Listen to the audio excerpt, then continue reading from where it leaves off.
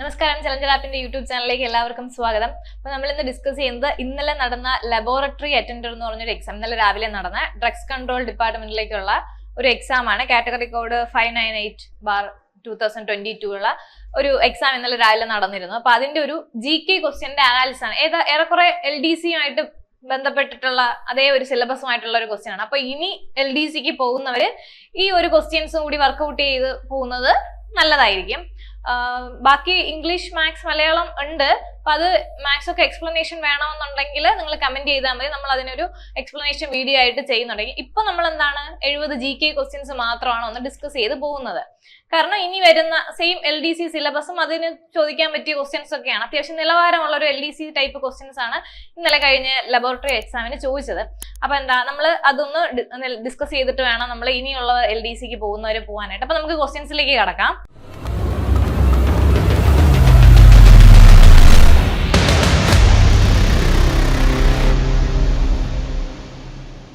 ഒന്നാമത്തെ ക്വസ്റ്റ്യൻസ് പറയുന്നത് താഴെ തന്നിട്ടുള്ള തെറ്റായ ജോഡി കണ്ടെത്തുക എന്നുള്ളതാണ്. അത് തെറ്റായ ജോഡി അർണോസ് പാതിരി ക്രിസ്തുസഭാ ചരിത്രമാണ് തെറ്റായിട്ടുള്ള ജോഡി. അപ്പൊ ആൻസർ ഒന്നെന്ന് പറയുന്നത് C ആണ്. അടുത്തത് താഴെ തന്നിട്ടുള്ള കാലഗണന അനുസരിച്ച് ക്രമപ്പെടുത്തുക. ഇപ്പൊ കാണുന്ന എല്ലാ LDC ലെവൽ എക്സാംസിനും ഇങ്ങനെ ഒരു ചേരുംപടി ചേർക്കാൻ കാലഗണന അനുസരിച്ച് വരുന്നുണ്ട്.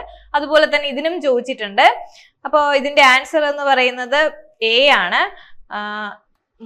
മൂന്നാണ് ആദ്യം നടന്നത്. ചാന്നാർ കലാപം, അത് കഴിഞ്ഞിട്ട് ഗുരുവായൂർ സത്യാഗ്രഹം, അത് കഴിഞ്ഞിട്ട് കുട്ടംകുളം സമരം, അത് കഴിഞ്ഞിട്ട് പാലിയം സത്യാഗ്രഹം. അപ്പൊ ഇങ്ങനെയാണ് അതിന്റെ കാലഗണന പോകുന്നത്. അടുത്ത ചോദ്യം നോക്കാം. അടുത്ത് വീണ്ടും ഒരു ചേരുംപടി ചേർക്കാണ്. 1857 ഒന്നാം സ്വാതന്ത്ര്യ കലാപം വെച്ചിട്ടാണ്. അപ്പൊ നമുക്കത് എല്ലാവരും പഠിച്ചിട്ടുള്ളതായിരിക്കും. നമ്മൾ എല്ലാ എക്സാമിന് പോകുന്നതിന് മുമ്പ് അത് പഠിക്കും.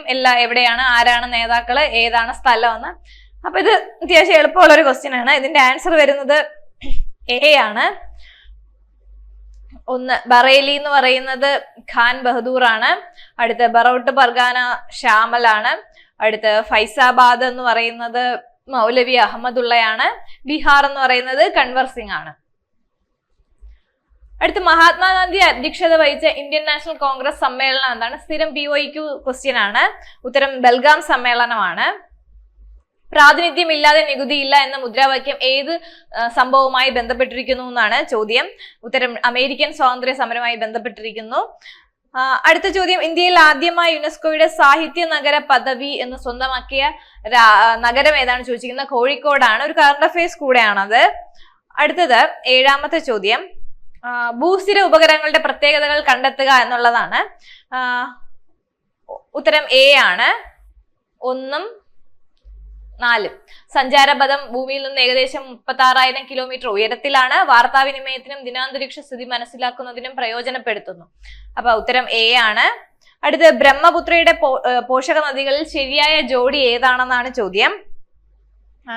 മാനസും സുബൻസിരിയുമാണ്. മാനസും സുബൻസിരിയാണ് ബ്രഹ്മപുത്രയുടെ പോഷക നദികൾ ശരിയായ ജോഡി. തന്നിരിക്കുന്നതിൽ ശരിയായ ജോഡിയാണ് ചോദിച്ചിരിക്കുന്നത്. അടുത്ത ചോദ്യം, ഭവാനിപ്പുഴയിൽ എത്തിച്ചേരുന്ന കൊടുങ്ങരപ്പള്ളം പുഴ ഒഴുകുന്ന പ്രദേശം. ഇത് നന്നായിട്ട് ഡീപ്പായിട്ട് പഠിച്ചവർക്ക് മാത്രമേ എഴുതാൻ പറ്റത്തുള്ളൂ. ആൻസർ അട്ടപ്പാടിയാണ്. അടുത്ത ചോദ്യം, താഴെ പറയുന്നതിൽ ക്യുമുലസ് മേഘങ്ങളുടെ പ്രത്യേകത ഏതാണ്? പ്രത്യേകത അല്ലെങ്കിൽ പ്രത്യേകതകൾ കണ്ടെത്തുക എന്ന് പറഞ്ഞിട്ടാണ് ചോദ്യം. ഉത്തരം തെളിഞ്ഞ ദിനാന്തരീക്ഷത്തിൽ വളരെ ഉയരത്തിൽ പഞ്ഞിക്കെട്ടുകൾ പോലെ കാണുന്നു. അതാണ് ഉത്തരം. 3, 10 D ആയി വരും. അപ്പൊ ക്യുമുലസ്, നിംബസ് എല്ലാ മേഘങ്ങളെ പറ്റി നമ്മൾ പഠിച്ചിട്ടാണ് പോകുന്നത്. അത് എല്ലാ എക്സാംസിനും എങ്ങനെയെങ്കിലും ഒരെണ്ണം ചോദിക്കാറുണ്ട്. അത് ഇപ്പൊ ക്യുമുലസ് ആണ് ഇതിൽ ചോദിച്ചിരിക്കുന്നത്. അടുത്തത് 11ാമത്തെ ക്വസ്റ്റ്യൻ നോക്കാം. ഇന്ത്യയിലെ ഏറ്റവും ദൈർഘ്യമേറിയ പാലം ഭുവൻ ഹസാരികയാണ്. ഏറ്റവും ദൈർഘ്യമേറിയ പാലം ഏതാണ്? ഭുവൻ ഹസാരിക. അടുത്ത ചുഴലിക്കാറ്റുകളും പേര് നൽകിയ രാജ്യങ്ങളും അതിന്റെ ശരിയായ ജോഡിയാണ് കണ്ടുപിടിക്കേണ്ടത്. ഉത്തരം രശ്മി, മാല, ശ്രീലങ്കയാണ് ശരിയായ ജോഡി. 1991 ഇന്ത്യയിൽ നടപ്പിലാക്കിയ പുത്തൻ സാമ്പത്തിക നയത്തിന്റെ സവിശേഷതകൾ എന്തെല്ലാം എന്നാണ് ചോദ്യം. 1ഉം 2ഉമാണ്. ഉദാരവൽക്കരണം, സ്വകാര്യവൽക്കരണവും ആഗോളവൽക്കരണവും. ഇത് രണ്ടുമാണ് സാമ്പത്തിക നയത്തിന്റെ സവിശേഷതകൾ. 1ഉം 2ഉം വരുന്നത് C ആണ്. 13 C ആണ്. ഉത്തരം C. അടുത്ത നബാർഡ് സ്ഥാപിതമായ വർഷമാണ് ചോദിച്ചിരിക്കുന്നത്. 1982 ആണ്. അടുത്ത ഹരിത വിപ്ലവത്തിന്റെ സവിശേഷതകൾ ഉൾപ്പെടാത്തത് ഏതെന്നാണ് ചോദിച്ചത്. എല്ലാ ഇതാണ് എക്സാമിനും ചോദിക്കുന്നതാണ് ഹരിത വിപ്ലവം. ഹരിത വിപ്ലവം പഠിക്കാതെ പോകരുത് എന്ന് തന്നെയാണ് പറയുന്നത്. അതുപോലെ എല്ലാ എക്സാമിനും ചോദിക്കാറുണ്ട് ഹരിത വിപ്ലവം. നിങ്ങൾ എന്ത് പഠിച്ചിട്ട് പോയില്ലെങ്കിലും ഹരിത വിപ്ലവം എക്കണോമിക്സിൽ നോക്കിയിട്ട് പോവുക. ഹരിത വിപ്ലവവും ആസൂത്രണ കമ്മീഷനും പഞ്ചവത്സര പദ്ധതികളും എങ്കിലും നോക്കിയിട്ട് പോവുക. അപ്പൊ അത് ഹരിത വിപ്ലവത്തിന്റെ സവിശേഷതകൾ ഉൾപ്പെടാത്തത് ഏതെന്നാണ് ചോദിച്ചിരിക്കുന്നത്. 11ാമത്തെ ഉത്തരം ഡി ആണ്. കർഷകരുടെ കുടിയേറ്റം ഉൾപ്പെടാത്തതാണ്. അപ്പം അത്യുൽപാദന ശേഷിയുള്ള വിത്തിനങ്ങൾ, രാസവളങ്ങളുടെ ഉപയോഗം, യന്ത്രവൽക്കരണം ഇതെല്ലാം ഉൾപ്പെടുന്നവയാണ്. ഉൾപ്പെടാത്തതാണ് ചോദിച്ചത് കർഷകരുടെ കുടിയേറ്റമാണ്. അടുത്തത് കൽക്കരി നിക്ഷേപം ഏറ്റവും കൂടുതലുള്ള ഇന്ത്യയിലെ സംസ്ഥാനം ഏതെന്നാണ് ചോദിച്ചിരിക്കുന്നത്. ഉത്തരം ജാർഖണ്ഡ് ആണ്.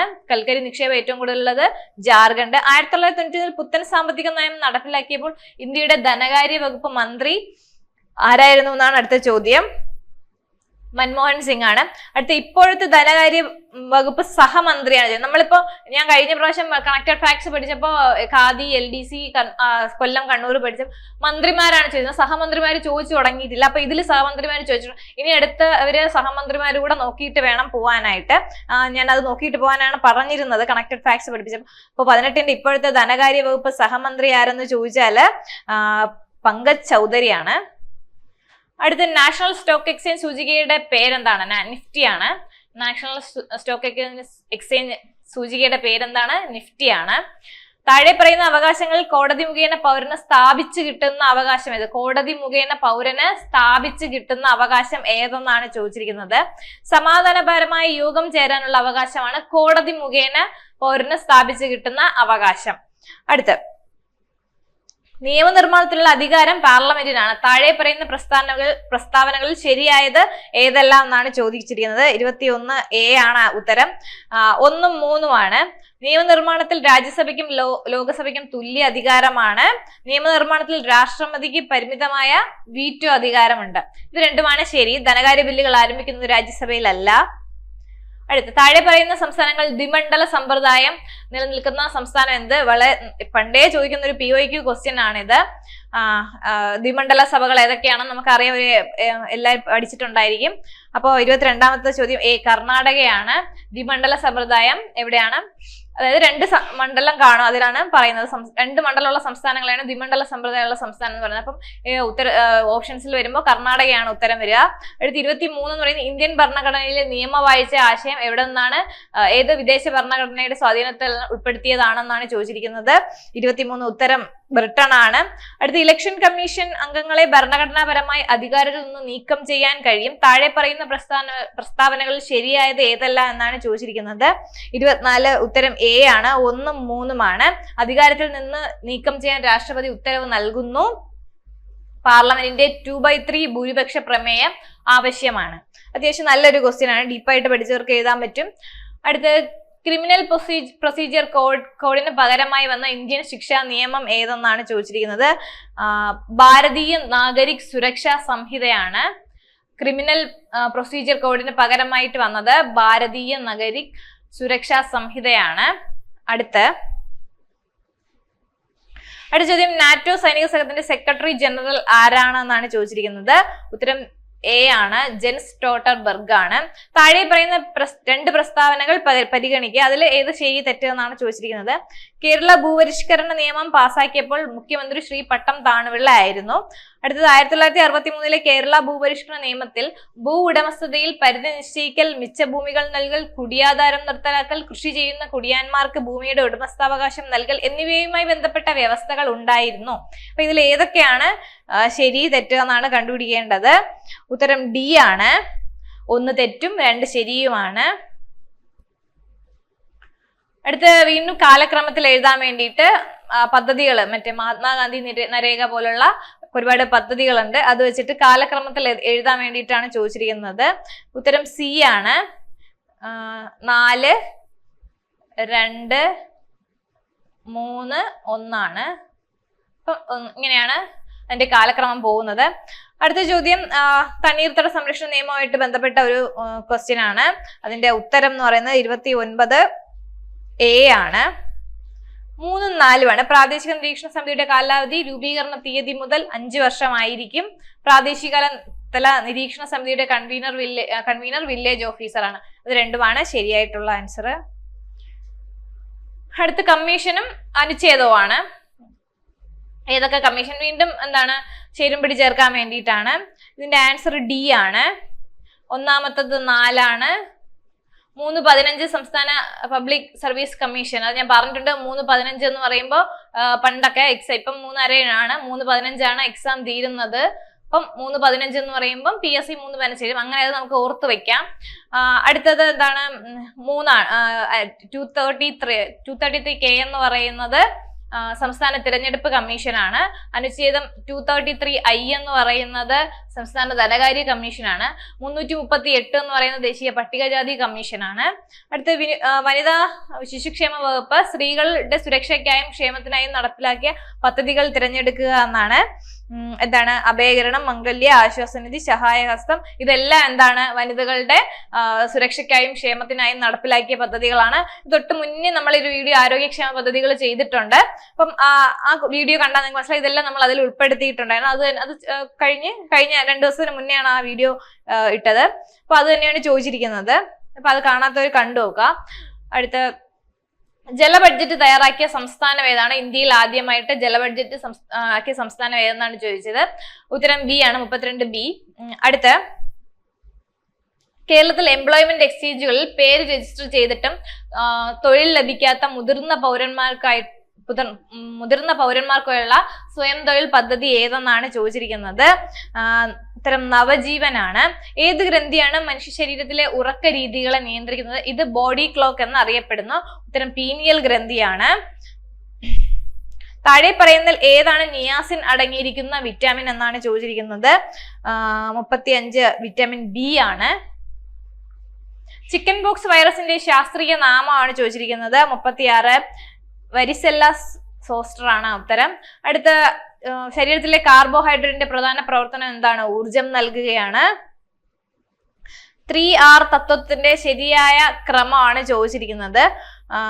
കുറയ്ക്കുക, വീണ്ടും ഉപയോഗിക്കുക, റീസൈക്കിൾ ചെയ്യുക എന്നതാണ്.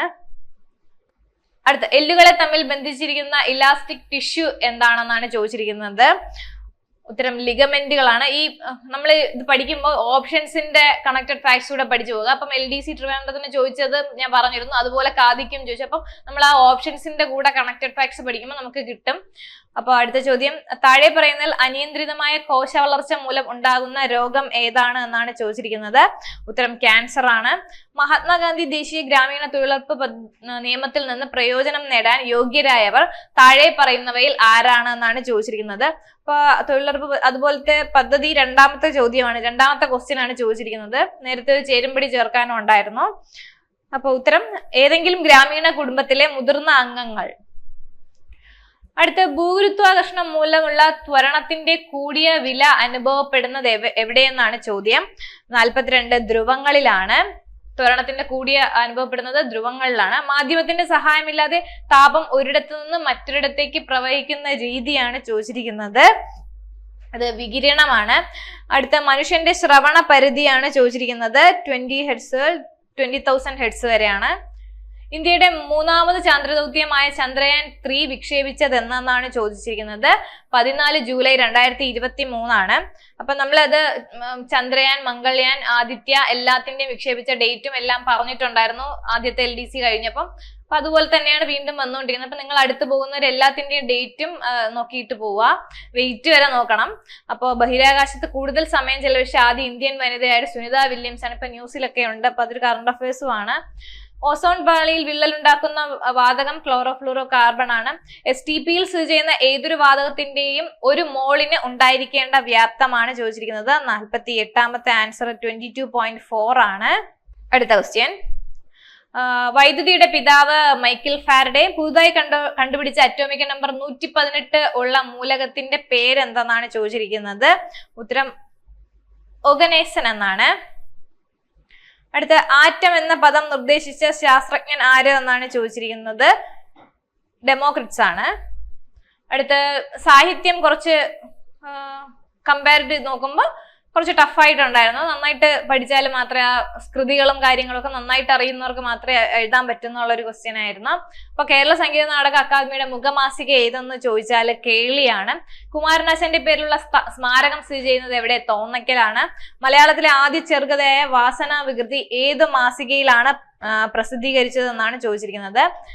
വിദ്യാവിലാസിനി അല്ല, വിദ്യാവിനോദിനിയിലാണ് ആദ്യമായിട്ട് പ്രസിദ്ധീകരിച്ചത്.